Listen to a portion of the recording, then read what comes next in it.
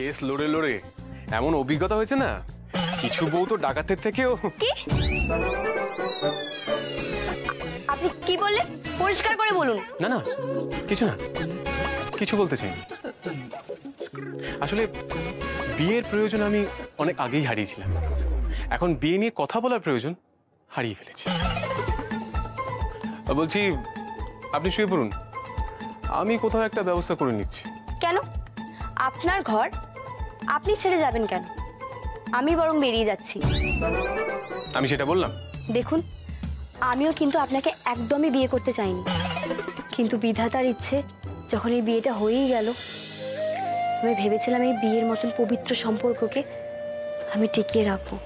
যা যা করার আমি সব করব, এই আপনার মতন গোয়ার গোবিন্দর জন্য যতদূর যাওয়ার হয় আমি যাব। এই কি বলে? আপনি আমার বাবার নাম নিলেন? ক্ষমা করবেন, আমি কাকুর নাম নিতে চাইনি, উনি তো দেবতুল্য মানুষ। ওই দেবতুল্য মানুষই তো আমার 12টা বাজিয়েছে। আরে ঠিক আছে, কাকুর নাম বাদ। আমি ভেবেছিলাম আপনার মতন এই গোয়ার লোকের সাথে বিয়েটা টিকিয়ে রাখতে যতদূর যাওয়ার আমি যাব। তা কতদূর যাবেন শুনি?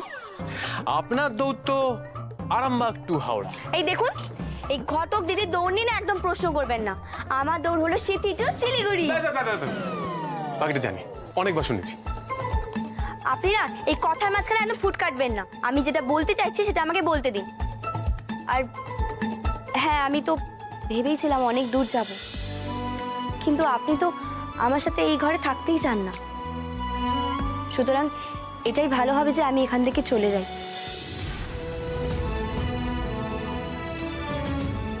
আপনি বরং আপনার ঘরেই ঘুমোন।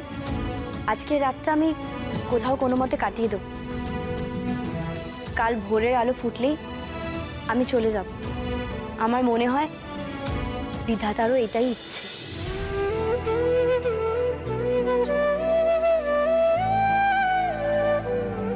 আপনাকে আর গিনিপিকের জীবন বাঁচতে হবে না, আপনি মানুষের জীবন নিয়েই বাঁচুন।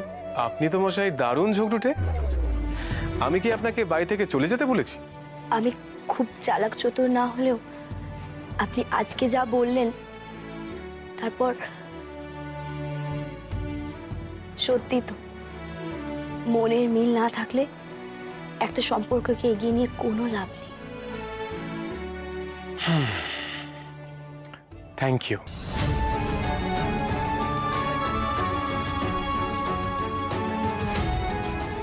আমি চলে যাব শুনে এই প্রথমবার আনন্দে আপনার মুখ থেকে থ্যাংক ইউ বেরিয়ে গেল।